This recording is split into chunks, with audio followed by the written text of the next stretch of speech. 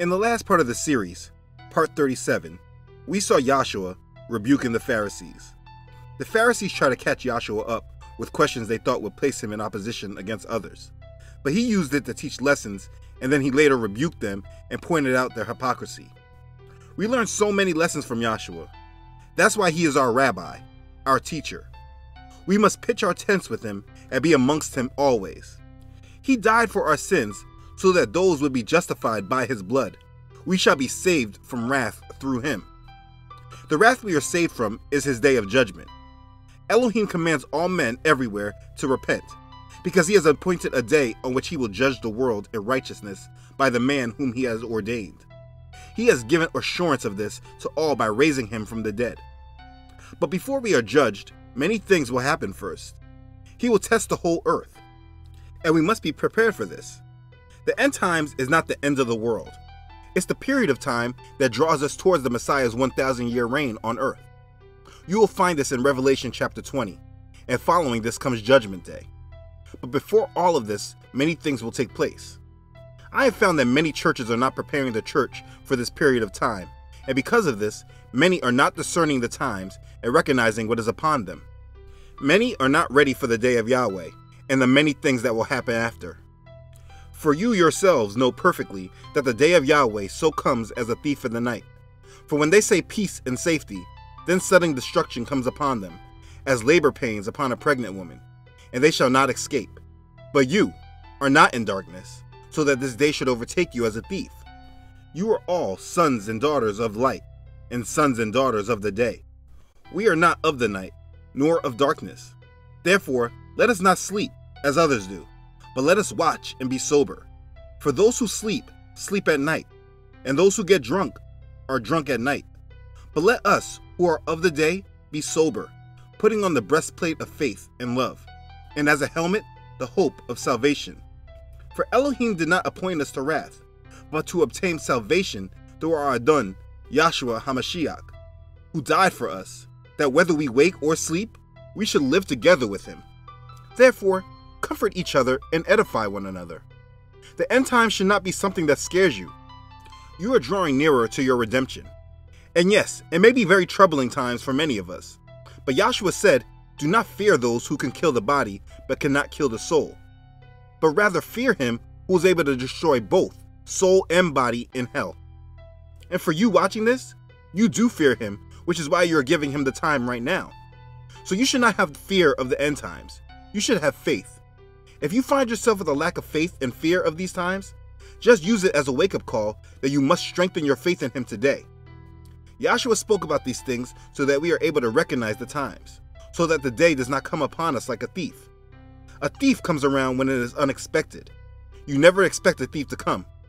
That's why we are told what the times will look like. We just need to know his words and pay attention to the times we live in so that his day does not come upon us unexpectedly. Now before we begin, let's get something understood. I am not an expert on the future. I may have an understanding of the end times that may be different than what actually happens in the future. I've learned a long time ago from past mistakes to not place dates or talk in exacts, because there is always a strong possibility for error. The apostles walked amongst Yahshua with him, teaching them directly about what would happen to him, that he would be crucified and resurrect on the third day.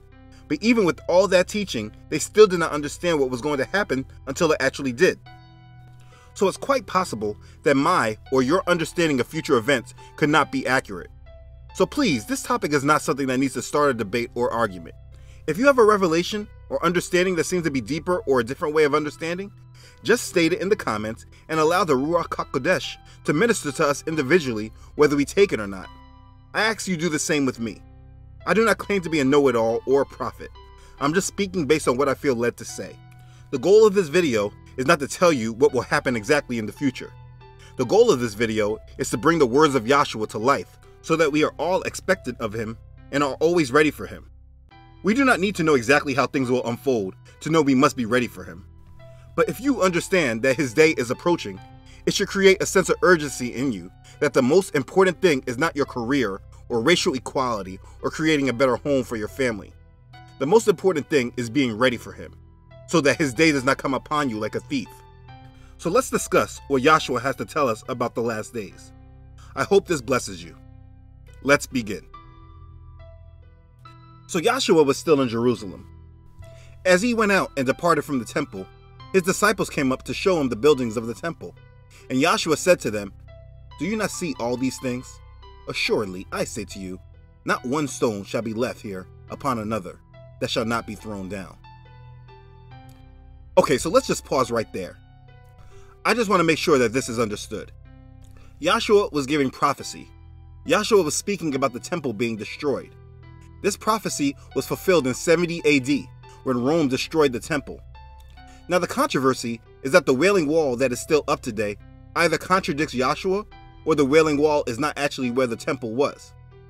These are debates that I do not entertain, and I encourage you not to entertain them as well. The reason is because it doesn't matter. Understand, the Wailing Wall is not the temple or its building. It is the wall of the perimeter of the building. It is not the temple itself. The fact is, the temple and the buildings of the temple inside the walls were all destroyed by Rome. This prophecy was fulfilled shortly after Yahshua left. This is all that needs to be understood here. Don't get so deep that you bring yourself confusion and doubt. Now, as Yahshua sat on the Mount of Olives, the disciples came to him privately, saying, "Tell us, when will these things be? And what will be the sign of your coming, and of the end of the age?" And Yahshua answered and said to them, "Take heed that no one deceives you. For many will come in my name, saying, 'I am the Messiah,' and will deceive many. And you will hear of wars and rumors of wars. See that you are not troubled, for all these things must come to pass, but the end is not yet. For nation will rise against nation, and kingdom against kingdom, and there will be famines, pestilences, and earthquakes in various places. All these are beginning of sorrows. Then they will deliver you up to tribulation and kill you, and you will be hated by all nations for my name's sake. And then many will be offended, will betray one another, and will hate one another. Then many false prophets will rise up and deceive many. And because lawlessness will abound, the love of many will grow cold. But he who endures to the end shall be saved. And this gospel of the kingdom will be preached in all the world, as witness to all the nations. And then the end will come. Therefore, when you see the abomination of desolation, spoken of by Daniel the prophet, standing in the holy place, whoever reads, let him understand. Then let those who are in Judea flee to the mountains. Let him who is on the housetop not go down to take anything out of his house. And let him who is in the field not go back to get his clothes. But woe to those who are pregnant, and to those who are nursing babies in those days. And pray that your flight may not be in winter or on the Sabbath, for then there will be great tribulation, such as has not been since the beginning of the world until this time. No, nor ever shall be. And unless those days were shortened, no flesh will be saved. But for the elect's sake, those days will be shortened. Then if anyone says to you, 'Look, here is the Messiah,' or 'There,' do not believe it. For false messiahs and false prophets will rise and show great signs and wonders to deceive, if possible, even the elect. See, I have told you beforehand. Therefore, if they say to you, 'Look, he is in the desert,' do not go out. Or 'Look, he is in the inner room,' do not believe it." Okay, so let's go over this. The disciples apparently had questions after Yahshua told them that the temple will be destroyed again. They came to him and asked him, "Tell us, when will these things be? And what will be the sign of your coming, and of the end of the age?" They still did not understand what was coming. If you remember, not too long ago, they were preparing for Yahshua to go to Jerusalem and set up his kingdom. We spoke about it in part 35 of the series, when the mother of James and John asked Yahshua for her sons to sit at both the right hand and left hand of his throne. So the disciples still did not understand what was happening, especially since now Yahshua just told them that the temple would be torn down. They wanted to know when this was all happening. The King James says the end of the world, but this is not the best translation, because they were not expecting the end of the world. They were expecting the time when he claimed his kingdom, which would bring an end to the current age that they were, and we are, currently in. Now the first thing Yahshua tells them is to not be deceived. Take heed that no one deceives you. And this is something that as believers, we all must have in our awareness. The unfortunate thing is that much of the church-going public today does not walk in an awareness of not being deceived. We are so trusting of many that are actually deceiving us. This was Yahshua's first instruction, and we ignore it. Many only look at Jim Jones types or not being deceived by Jehovah's Witnesses or Mormons as the most prevalent deception they need to be aware of. But in his explanation, there are many things that we should not be deceived by. He told the disciples this because he wanted them to understand that the destruction of the temple did not mean the nearness of the end of the age and his coming kingdom. He breaks down the times into 3 parts. The first part we see in verse 6, in which he says, "The end is not yet," which means that just because these things are happening doesn't mean his kingdom has come. The second thing is, all these things are the beginning of sorrows, found in verse 8. Sorrows means birth pangs. Birth pangs are labor pains. Yahshua is so wonderful because when you really understand what he is trying to say, things become much more clear. When a woman goes in labor, her labor pains start off few in between with less intensity. But as the baby starts getting closer to being delivered, the labor pains increase in intensity. As the Messiah's kingdom gets closer to coming to pass, the sorrows or labor pains will increase in intensity and frequency until Yahshua returns in his glory. The last part of the times is found in verse 14, which is, "Then the end will come." In the first part, he tells us that we will hear of wars and rumors of wars. Many like to use this to explain the current times we are in, but that is not necessarily true.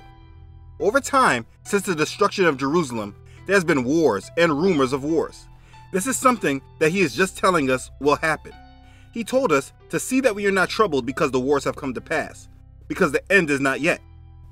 The next part, which he explains the labor pains of his coming kingdom, include nation rising against nation, kingdom rising against kingdom, and there will be famines, pestilences, and earthquakes in various places.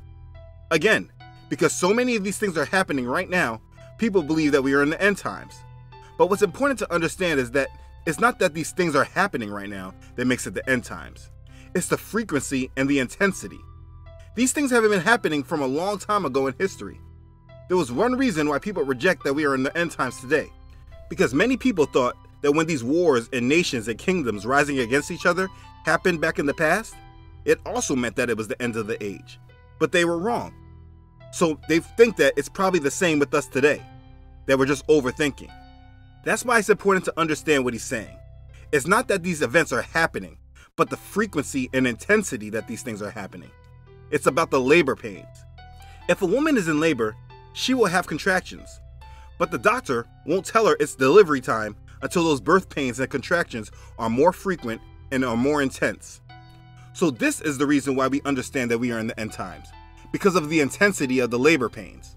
Again, understand what is being delivered is the kingdom of Elohim, the Messiah's 1,000-year reign on earth. The end will not come until the gospel is preached in all the world, a witness to all nations. We see this happening more clearly now because of the internet. This ministry, along with many others, are having a real reach around the world. The good news is being delivered and will continue to be delivered until the end has come, and the devil cannot stop it. So don't give Satan too much credit and allow him to block your ministry. If the Father has a word for you to deliver to the world, it has to be given, and the devil cannot stop it. Now this is what I want you to focus on. Listen to what he says the world will be like before the end comes. People will deliver you up to tribulation and kill you. You will be hated by all nations for his namesake. Many will be offended. Many will betray one another and will hate one another. Then many false prophets will rise up and deceive many. And because lawlessness will abound, the love of many will grow cold. These are definite reasons and belief of the end times today. We will be hated because we love Yahshua and his truth. Our beliefs today are now considered hate speech. It's ridiculous and crazy. Many will be offended. This is not just unbelievers, but it's really shown through actual believers. Unbelievers are not offended because they think we're crazy, but it's believers that have been lied to through their religious traditions and false teachers and doctrine that become offended when you try to bring correctness. Me personally, I've been accused of hate within people I love for just speaking a level of strictness to his word. Not even on hard topics like law versus grace, but on topics like the rejection of pagan holidays like Christmas and Easter. Churchgoers become offended when you bring this up, and they will not even try to understand what you're trying to tell them. Like Yahshua said, they become offended and betray and hate us. I'm sure many of you have gone through the same things. While it hurts, this is why we depend and lean on His word, because He told us these things would happen.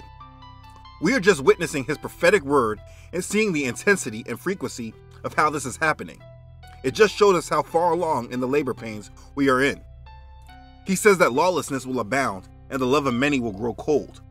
How can one argue that this is not the day and age that we are in? I don't have any advice for homosexuals except to put a bullet in your own head so that you don't molest my kids or anyone else's kids. It was not nearly this bad 20 years ago. Don't get me wrong, people were bad.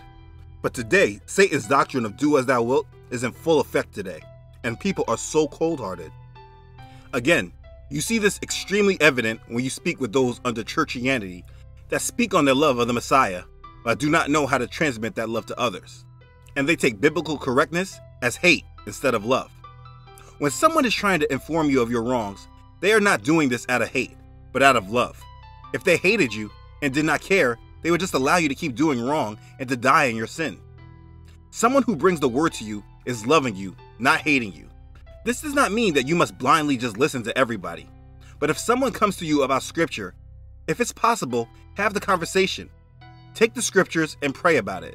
Never have a hardness of heart that you think you know what they're trying to tell you and you know everything and you can just reject them. Someone close to me rejects every word I say to them and never takes it to prayer and study, all because they believe that if they are doing something wrong, the Father would have showed them.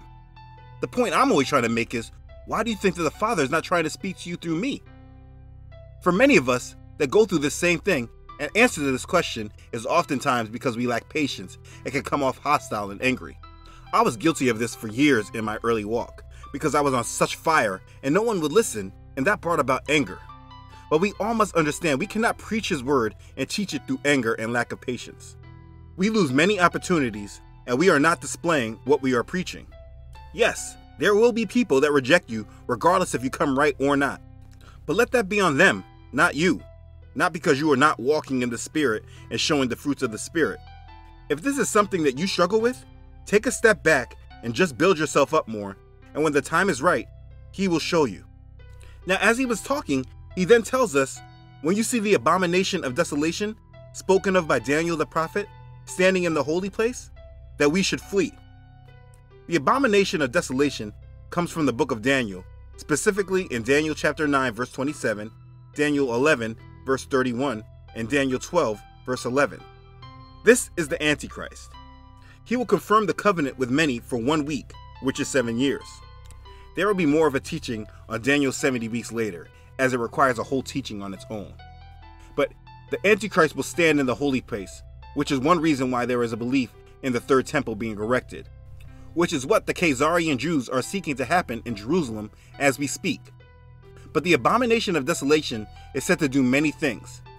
It is said that Daniel chapter 11 verse 31, when speaking of the abomination of desolation, is referencing Antiochus IV. He desecrated the temple and set up an idol to Zeus in it. This action of Antiochus was just a prelude to what the Antichrist, the ultimate man of sin, will come and do. In 2 Thessalonians chapter 2, verses 2 and 4, Paul also speaks of the Antichrist in the end times, proclaiming himself to be God in the temple of Elohim. Yahshua tells us when this happens, we need to flee. Yahshua says, unless those days were shortened, no flesh would be saved, but for the elect's sake, those days will be shortened. This means that Elohim will place a limit on the tribulation. The church will not have to endure persecution forever. The Messiah will intervene and prevent complete genocide of the church. Remember, Revelation chapter 6 verse 11, then a white robe was given to each of them, and it was said to them that they should rest a little while longer until both the number of their fellow servants and their brethren, who would be killed as they were, was completed. But he ended this part how he started it, telling us not to be deceived, not to believe others who show great signs and wonders, because there will be many false Christs and false prophets that will arise and if possible deceive the elect as well. So make sure you are not deceived by the wicked ones. Signs and wonders must be tested against correct doctrine and by witness of the Ruach HaKodesh. But this is only the first half of his explanation of the end of the age. I'm very passionate about this, and I want to cover as much as I can, so in sake of time, we will stop here and pick up next week where we just left off. But let's review right now what you should know from this part of the series. 1. In Matthew chapter 24, verse 2, Yahshua was speaking about the temple being destroyed. This prophecy was fulfilled in 70 AD when Rome destroyed the temple. 2. The first thing Yahshua tells the disciples is not to be deceived. Take heed that no one deceives you. And this is something that as believers we all must have in our awareness. 3. Yahshua breaks down the end of the age into 3 parts. 1. The end is not yet, verse 4. 2. The beginning of sorrows, verse 8. And 3. Then the end will come, verse 14. 4. Sorrows mean birth pangs or labor pains. As the Messiah's kingdom gets closer to coming to pass, the sorrows or labor pains will increase in intensity and frequency until Yahshua returns in his glory. 5. When understanding we are close into the coming of the end of this age, it's important to understand that it's not because the nations and kingdoms are rising against each other and that we are having earthquakes, famines, and pestilences in various places. These things have happened over a long period of history. It's not new. It's not that they are happening, but the frequency and intensity that these things are happening. It's about the labor pains. 6.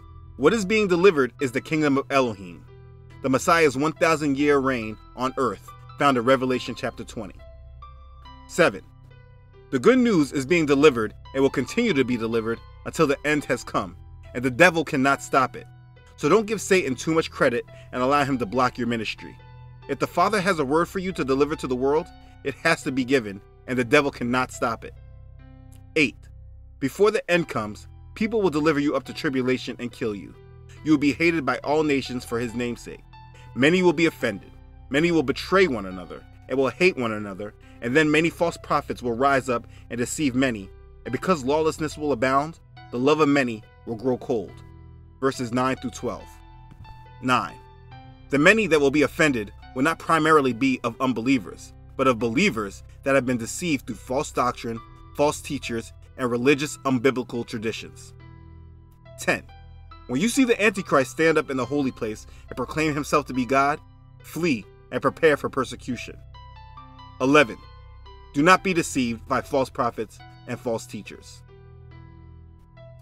I will end this just as I started this. This is not a time of fear, but a time of faith. All these things must come to pass as Yahshua said.